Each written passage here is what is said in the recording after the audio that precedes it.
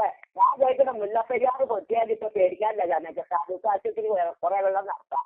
ആ ഡാമിന്റെ പണി പോലെ ഇപ്പൊ അതിന്റെ പുറം നടക്കുന്നത്. അത് ആശുപത്രിയുടെ പണി പോലെയല്ല ഡാം.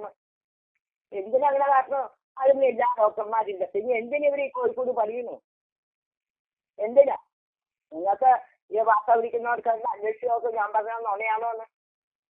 ഇനി പെൻഷന്റെ സമരമായിട്ട് മുന്നോട്ട് പോകുന്നു പറയാനുണ്ടല്ലോ, ഇനി പോകുന്നുണ്ടോ സമരമായിട്ട്? അതിനെ പോകാതിരിക്കാൻ പറ്റുമോ? അല്ല, ഈ പിണറായി സർക്കാർ പറഞ്ഞോളൂ. ജനങ്ങൾക്ക് ആ പൈസ കൊണ്ട് കണ്ണുമില്ല കാലുമില്ല കപ്പുമില്ല അങ്ങനെ കിടക്കുന്ന ധാരാളം ആൾക്കാരുണ്ട്. അവർക്ക് പെൻഷൻ വേണമെന്ന് ഞാൻ പറഞ്ഞതാ. സർക്കാർ പറഞ്ഞ കേന്ദ്രത്തിന് പൈസ കിട്ടിയാൽ പെൻഷൻ തരാൻ പറ്റുമെന്ന് പറയുന്നുണ്ട്. പിന്നെ കേന്ദ്രത്തിനെതിരെ എന്തുണ്ട് അമ്മ സമരം? കേന്ദ്രത്തിൽ പൈസ കിട്ടി അവര് ലോകമെമ്പാടും ഇറങ്ങാൻ പോയി. അത് കേന്ദ്രത്തിന് ഉത്തരവാദിത്തമുള്ള കാര്യങ്ങളൊന്നുമല്ല. അവര് ആ തിരുവനന്തപുരം ഉപ്പുകൊണ്ടൊക്കെ എത്ര കോടികൾ വെച്ചാൽ അവർ കളിച്ചു. അത് കേന്ദ്രത്തിന് ഉത്തരവാദിത്തമുള്ള ജനങ്ങൾക്ക് അത് എടുത്ത് ഇവർക്ക് അമ്മാനാണ് പ്രതീക്ഷിക്കാനല്ല കേന്ദ്രം കൊടുക്കാൻ. കേന്ദ്രം ഇഷ്ടം പോലെ കൊടുക്കുന്നുണ്ട്. കേന്ദ്രത്തിന് ചാരി ഒരു തരി വെപ്പണല്ലേ ഉണ്ടായി. കേന്ദ്രമൊക്കെ ഇഷ്ടം പോലെ കൊടുക്കുന്നുണ്ട്, ഇഷ്ടം പോലെ.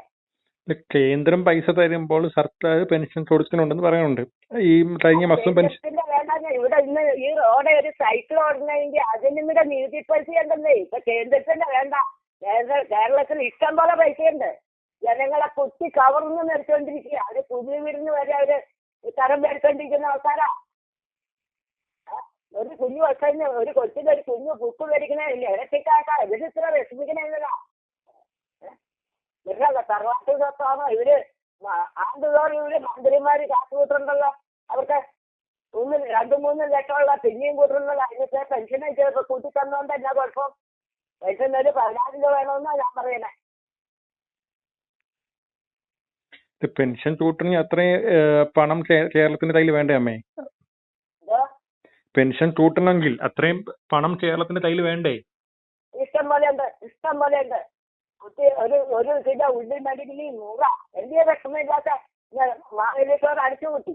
ഇവരാ പറഞ്ഞ വണ്ടി മേടിച്ചിട്ട് ആർക്ക് ഗുണം കിട്ടി? അവര് പറഞ്ഞ എനിക്ക് കൃഷി ചെയ്യണ്ട, കൃഷിക്കാർ വെല്ലോടത്ത് ഇരുന്നോന്ന് പറഞ്ഞ. കൃഷിക്കാർ ആത്മഹത്യ ചെയ്താലും ഞങ്ങൾക്ക് കുഴപ്പമില്ല, ഞങ്ങൾ തമിഴ്നാട്ടിൽ നിന്ന് ഇഷ്ടം പോലെ അരിയും പച്ചക്കറി ഇറക്കുമെന്നാ പറഞ്ഞു. ആ വണ്ടി കാണാനില്ലല്ലോ. മാവേലിക്കോട് അടഞ്ഞിറക്കുവാണല്ലോ. അതുപോലെ ഇപ്പൊ താലൂക്ക് ആശുപത്രി ഉണ്ട്. ആ കുളം കലക്കി കളഞ്ഞു. ഒരു ഡോക്ടർമാരില്ല, ഒരു നഴ്സുമാരില്ല, മരുന്നില്ല. ഞാൻ പനിയായിട്ട് ഞാൻ ചെന്നു. എനിക്ക് ഡോക്ടറെ കണ്ടു. ഡോക്ടറെ വിളിച്ചാൽ പറയാനോ മരുന്നെങ്കിൽ വരാൻ പറ്റുമോ? എനിക്ക് 450 രൂപയ്ക്ക് പുറത്തേക്ക് ഗുളിക കഴിക്കും. പിന്നെ എത്ര എടുക്കാനേ ഉള്ളൂ. ഞാൻ ചോദിക്കട്ടെ, ഈ കുത്തിയെട്ടുകാരും ഈ ചീനിയാലും കയറി ചെല്ലാൻ പോലും വൃത്തിയില്ലാതെ കിടക്കുന്നവർക്ക് കിടക്കണം. പിന്നെ ഞാൻ പ്രേറ്റ് ആശുപത്രിയിൽ പോവുകയായിരുന്നു.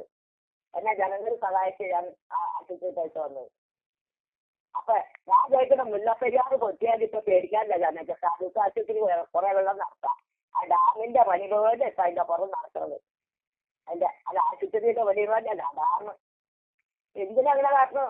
അതൊന്നും ഇല്ല, ഡോക്ടർമാരില്ല. പിന്നെ എന്തിനിവർ ഈ കോഴിക്കോട് പണിയുന്നു? എന്തിനാ? നിങ്ങൾക്ക് ഈ വാർത്ത വിളിക്കുന്നവർക്ക് അന്വേഷിച്ച് നോക്കും ഞാൻ പറഞ്ഞ നുണയാണോ എന്ന്. ഇനിയൊരു സമരം ചെയ്താൽ പെൻഷൻ കിട്ടുന്ന എത്രത്തോളം ഉറപ്പുണ്ട്? ഇയാളെ ഇറക്കി വിട്ടാൽ കിട്ടുമെന്ന് നല്ല ഉറപ്പുണ്ട്. ഇവൻ ഇന്ന് അറിയാൻ നമുക്ക് പറ്റുന്ന ഒരു പറഞ്ഞില്ല. ഈ പിണ്ടായി ഇന്ന് ഇറങ്ങിപ്പോയ അത്രയും നല്ലതാണ്. കാരണം പെൻഷൻ ഞങ്ങൾക്ക് ഒരു കുഴപ്പമില്ലാതെ കിട്ടും. ഇയാളെ അമ്മാനാട്ടൊന്നും അറിയാൽ മതി. ലോകം തന്നെ ഞാൻ ചോദിക്കണം സാറേ, ആ തിരുവനന്തപുരത്ത് ഒരു പയ്യൻ ആ ബസ് കൊടുത്തു. ഒരു 4 വീലർ മനുഷ്യൻ അപകടമില്ലാത്ത രീതിയിൽ പോയിട്ട് ഈ മേയർ എന്ന് പറഞ്ഞാൽ ഇവിടെ ഭർത്താവും കൂടെ ആ വണ്ടി തടയേണ്ട എല്ലാ കാര്യമെന്ന് പറഞ്ഞാൽ പറഞ്ഞതും പോരാ. അതിനെ പോലീസുകാരനെ വിട്ടു. അതിന് എന്തെല്ലാം കളി വെച്ച് രാത്രി യാത്രക്കാരെ ഇറക്കി വിട്ടു. ഈ SSIക്കാര് ഒരു നേതാവ് വന്ന് വാർത്ത പറയുന്ന കേട്ടോ ചർച്ചയില്. ആ തുണി പൊക്കി കാട്ടിയത്. ആ തുണി പൊക്കി കാട്ടി അന്നേരം കണ്ടിട്ടില്ല, ജനങ്ങൾ കണ്ടിട്ടില്ല, അത് കഴിഞ്ഞും കണ്ടിട്ടില്ല. അപ്പൊ അവൻ എന്ന് കാട്ടി, എത്ര വയസ്സിൽ കാട്ടിന്ന് ഇതൊന്നും പറയേണ്ട കടമ ജനങ്ങളെ കേൾപ്പിക്കണ്ടല്ലേ? അങ്ങനെ ഒരു കൊച്ചിനെ കുറിച്ചിട്ടില്ല. അതിന് കാര്യം കൂടെ പറയുന്ന മേയറ് ഞങ്ങളുടെ ദൈവമൊന്നുമല്ല, നല്ലവളല്ലെന്ന് ഞങ്ങൾക്ക് അന്നേ ബോധ്യമായതാ. ആ കോഴിക്കോട്ടൊന്ന് അന്ന് മനസ്സിലാക്കിയതാ. ഇവിടെ ഇത്തരക്കാരി അന്ന് അന്ന് മനസ്സിലായി. ജനങ്ങളുടെ വോട്ട് മേടിച്ചാണ് ഇവിടെ ഈ ചിന്തനം തള്ളുന്നത്, ഈ ഈ ഈ നൃത്തം ചെയ്യണത്?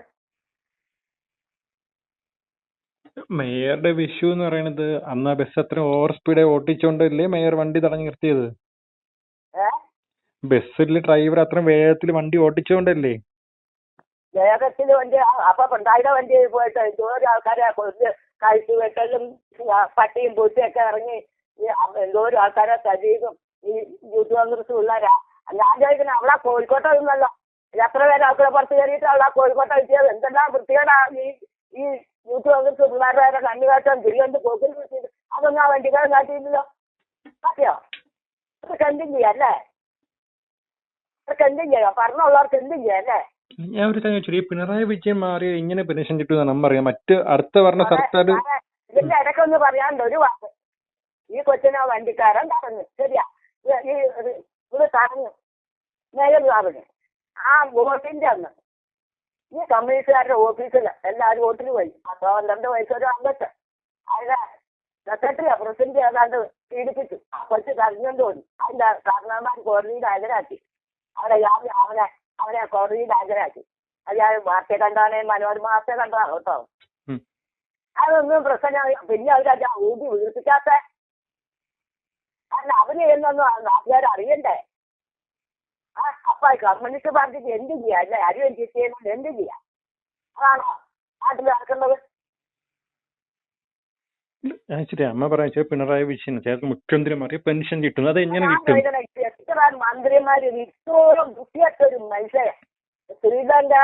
ശ്രീലങ്കനെ പോലെ ആകാത്ത എന്നാന്ന് ചോദിച്ചാ ഈ കേരളത്തിൽ കുറവ് നല്ല ആൾക്കാരുള്ളതാ. അതിന് പണ്ട് ഇയാളെ രാജ്യം കറക്കേണ്ട സമയം കഴിഞ്ഞതാ.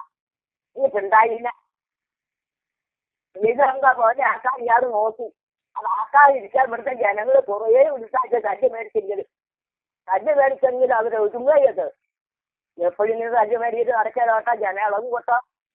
അത് ഞാൻ പറഞ്ഞേക്കാം. പിള്ളേർ തന്നെയല്ല, കൊച്ചു ചടച്ചിറങ്ങുന്ന ഒരു സമയം ഉണ്ടാക്കാൻ ഇവർ നോക്കണമെന്ന് മാത്രമേ ഞാൻ പറയുന്നുള്ളൂ. പിണറായി വിജയൻ മാറിയാൽ, അത് ഈ മന്ത്രിസ്ഥാനത്ത് മാറി എങ്ങനെ പെൻഷൻ കിട്ടും അതിവിടെ പറയാമോ?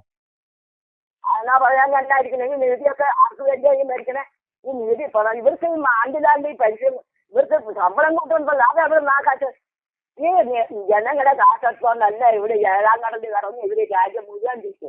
അവരുടെ പാർട്ടിക്കാർ, സ്വന്തക്കള്, ബന്ധുക്കള് എന്ന് വേണ്ട ആ കസേരകളെല്ലാം എഴുതാന്മാരുണ്ടാകും. ഇവരെല്ലാം കസേര എഴുതിയവരാ. അവരെല്ലാം ഇത് ജനങ്ങളുടെ നിധി കാശല്ലേ. ഞങ്ങൾക്ക് നീക്കാനുള്ള കാശ് ഞങ്ങൾക്ക് വേണ്ടേ? ജനങ്ങൾക്ക് വേണ്ടേ? ഇവർക്ക് എന്നാന്ന് പണ്ട് കസേര ഉള്ളതായിരുന്നു ജോലി. ഇവർക്ക് എന്നാന്ന് ആ കൃഷ്ണൻകുട്ടിക്ക് എന്നാ പഠിപ്പുണ്ടായിട്ട് അന്ന് കോളേജിലെ പിള്ളേരുടെ വലിയ പ്രിൻസിപ്പാളായേക്കണേ കൃഷ്ണൻകുട്ടി. അല്ലാതാണോ കസേര എഴുതിയവനല്ലേ? ഈ സമരം ചെയ്താൽ പിണറായിക്കെതിരെ സമരം ചെയ്യാൻ അമ്മ എന്തുകൊണ്ട് കേന്ദ്രത്തിനെതിരെ സമരം ചെയ്യില്ല? കേന്ദ്രത്തിന്റെ ഇത്ര അവിടെ ഞാൻ പറയാം 4-5 ആളെ കൊല്ലുമ്പോഴാണ് അവരൊരാളെ കൊല്ലുന്നത്. ആ പാലക്കാട് തന്നെ വന്നു. ഭാര്യയും ഭർത്താവും കൂടെ പോയപ്പോ ആ ഭാര്യയുടെ മുമ്പിലിട്ട് ഇവർ വെട്ടി കഷ്ണാക്കിയില്ലേ? അവർ എത്ര തന്നെ ചായ കുടിച്ചവരെ വിളിച്ചിറക്കി വലിച്ചിറക്കി ഇവര് കൊല്ലില്ലേ? അതുപോലെ തന്നെ ഈ പിണറായിയുടെ അത് കൈ ശുദ്ധിയെന്ന് പറഞ്ഞാൽ ഞാൻ ചോദിക്കണ ആ ഞങ്ങളുടെ ബെരിയം മരുന്നല്ലോ ചെന്നൈയുടെ ഭർത്താവ്, അതിന് എത്ര വെട്ടിയിട്ടുണ്ടായി? ഞാൻ അതിന്റെ 1ാമത്തെ ആളെന്ന് നമുക്ക് വ്യക്തമായിട്ട് അറിയാം. ജനക്കറിയാം. ഇയാൾ ഓടുമ്പോൾ അല്ലെങ്കിൽ പ്രതികളെ ഇറക്കാൻ ഈ പിണറായിക്ക് ഇത്ര ഉത്സാഹമല്ല. ഇറക്കാൻ ഇത്ര ഉത്സാഹമല്ല. ഗവൺമെന്റ് പിന്തുണയോട് കൂടി അത് ഇറക്കാൻ നോക്കണ്ടേ? ഞാൻ പത്രത്തിൽ കണ്ടു. കണ്ടതാ. ഇത്ര നാളിലെ ജയിൽവാസം കഴിഞ്ഞതല്ലേ? അത് ജയിൽവാസം കഴിഞ്ഞാൽ അതുപോലെ ഇവരെയും വെട്ടണം. ജയിൽവാസം കഴിഞ്ഞവർക്ക് ഒരു കുന്നാക്കണമെന്ന് നിർബന്ധം കേട്ടോ. അവരെ മരണം വരെ കിടക്കുക. ഇങ്ങോട്ട് അടുത്ത് ഇനി എന്താ ആൾക്കാരെ കൊല്ലുവരെ? അവർക്കൊരു കൃഷി ആകാതിരിക്കാനാ. എന്തോരം പേരെ തൂക്കി കൊന്നിട്ടുണ്ട് ഇത്രയും കാലം ചെയ്തവരെ. പിന്നെ ഇവരെല്ലാം ചെയ്യാൻ പാടില്ലാത്ത അറിയാൻ കിട്ടിയാൽ ആൾക്കാർക്ക് ജീവിക്കല്ലേ, മറ്റുള്ളവരെ കൊല്ല. ഞാൻ ചോദിക്കണേ ഈ ക്രൈംബ്രാഞ്ച് എന്ന് പറഞ്ഞോണ്ടല്ലോ കണ്ടല്ലോ നമ്മുടെ മധുവിനെ കൊന്നത്. ഏതെല്ലാം രീതിയിൽ വള്ളിച്ച് അങ്ങനെ ഇട്ട് വലിച്ചിറക്കി 2 കിലോ അരിയുടെ കാര്യം പറയണം. ജനങ്ങളെ മൃഗാക്കരുത്. ഈ SFIക്കാർക്ക് ഒന്നാന്റെ കഞ്ചാവ് കൃഷി, വാക്കിൻ കൃഷിയുണ്ട്. അപ്പൊ ഈ മധു ഒരു തടസ്സം. അപ്പൊ അരിയെ കൊള്ളിച്ചെന്നുള്ളത് ജനങ്ങൾക്കറിയാം. അത് ഞാൻ ചോദിക്കണം, ഈ ക്രൈംബ്രാഞ്ച് മണം പിടിക്കേണ്ടതോ ഈ മധുവിനെ കൊന്നവരെ പിടിക്കാത്തില്ലേ? ഈ വളയാനാക്കും 2 കൊച്ചങ്ങളെ കൊന്നതോ ഈ ക്രൈംബ്രാഞ്ച് അവിടെ പോയി? അപ്പൊ ഈ പിണറായിയുടെ ക്രൈംബ്രാഞ്ച് പിണറായി പറയുന്ന ക്രൈംബ്രാഞ്ച് പിണറായി ചൂണ്ടിക്കാണിക്കുന്നവരെ പിടിക്കുന്ന ക്രൈംബ്രാഞ്ച് അങ്ങനെ ഞാൻ ഉണ്ടാക്കുന്നത്. ഞാൻ നല്ല പൊതു എനിക്കറിയാം ചൂണ്ടിക്കാണിക്കുന്നവരെ പിടിക്കുക, അതാണ് ക്രൈംബ്രാഞ്ച്. അത്ര വലിയ ഇവിടെ പിടിക്കാറുണ്ട്, അതൊന്നും ക്രൈംബ്രാഞ്ച് ഇതുവരെ പിടിക്കുന്നില്ല. പിന്നെ സമരമായിട്ട് മുന്നോട്ട് തന്നെ അല്ലേ പെൻഷൻ കിട്ടാൻ വേണ്ടി? പിന്നെ പോകാൻ തന്നെ ഇവരുടെ ഗവൺമെന്റ് പോലെ ഞങ്ങൾ ചോദിക്കുന്നില്ലല്ലോ. ഞങ്ങൾക്ക് അവകാശപ്പെട്ടവരെ ഞങ്ങൾ ചോദിക്കുന്നു, അവകാശപ്പെട്ടവർ. ശരി.